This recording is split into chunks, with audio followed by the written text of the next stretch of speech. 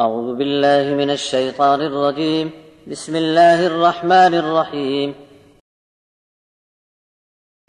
لا أقسم بيوم القيامة ولا أقسم بالنفس اللوامة أيحسب الإنسان أن لن نجمع عظامه بلى قادرين على أن نسوي بنانه بل يريد الإنسان ليفجر أمامه يسأل أيان يوم القيامة فإذا برق البصر وخسف القمر وجمع الشمس والقمر يقول الإنسان يومئذ أين المفر كلا لا وزر إلى ربك يومئذ المستقر ينبأ الإنسان يومئذ بما قدم وأخر بل الإنسان على نفسه بصيرة ولو ألقى معاذيره لا تحرك به لسانك لتعجل به إن علينا جمعه وقرآنه فإذا قرأناه فاتبع قرآنه ثم إن علينا بيانه كلا بل تحبون العاجلة وتذرون الآخرة وجوه يومئذ ناظرة إلى ربها ناظرة ووجوه يومئذ باسرة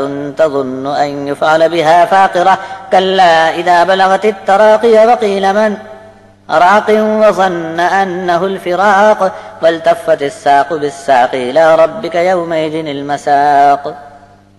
اللہ کے اسم سے جو عام رحم والا اور کمال رحم والا ہے. مجھے قیامت کے دن کی قسم ہے اور میں قسم پیش کرتا ہوں اس نفس کی جو اپنے آپ پر ملامت کرتا ہے. کیا انسان یہ گمان کرتا ہے کہ ہم اس کی ہڈیاں جمع نہیں کر سکتے؟ کیوں نہیں، ہم تو اس کا جوڑ جوڑ ٹھیک بٹھا کر دوسری بار پیدا کرنے پر قادر ہیں. بلکہ نادان آدمی اپنی بدی کو اپنے آگے بھیج دینے پر تلا ہوا ہے. پوچھتا ہے قیامت کے دن کب آوے گا؟ جب آنکھیں چندھیا جائیں گی اور چاند گہن میں دھنس جائے گا اور سورج اور چاند دونوں جمع کر دیے جائیں گے. اس دن انسان چیخ اٹھے گا کہ کہاں بھاگ جاؤں، اب کہیں بھاگ کر پناہ نہیں پا سکتا، تیرا ٹھکانہ آج تیرے رب کے حضور ہے. اس دن انسان کو خبر کر دی جائے گی کہ اس نے آگے کیا بھیجا تھا اور پیچھے کیا چھوڑ آیا تھا. بلکہ انسان تو اپنے جی کی حالت پر آنکھوں دیکھا گواہ ہے. اب یہ بات اور ہے کہ ہیلے بہانے سے حقیقت کو ٹال دیتا ہے. آپ اپنی زبان کو حرکت میں لا کر اس کے پڑھ لینے میں جلدی نہ کرو. بے شک اس کا جمع کرنا اور آپ سے پڑھا دینا سب ہمارے ذمہ ہے. جب ہم اس قرآن کو پڑھا دیں تو اسی طریقے کی اتباع کرو، پھر اس کا بیان کرا دینا یہ سب کچھ ہمارے ذمہ ہے. لوگو، تم تو جلدی ہاتھ آوے ایسی دنیا کی محبت میں گرفتار ہو اور آخرت کو چھوڑے جاتے ہو.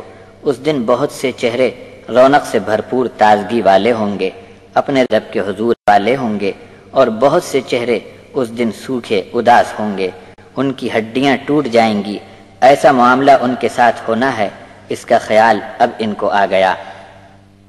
دیکھتے نہیں جب جان گلے میں آ کر پھنستی ہے اور کہا جاتا ہے کوئی جھاڑ پھونک کر کے بچا لو، اور مرنے والا سمجھ گیا کہ جدائی کا وقت آ گیا اور ایک پنڈلی دوسری پنڈلی سے لپٹ جائے گی. اس دن تجھ کو اپنے رب کی طرف چلنا ہے.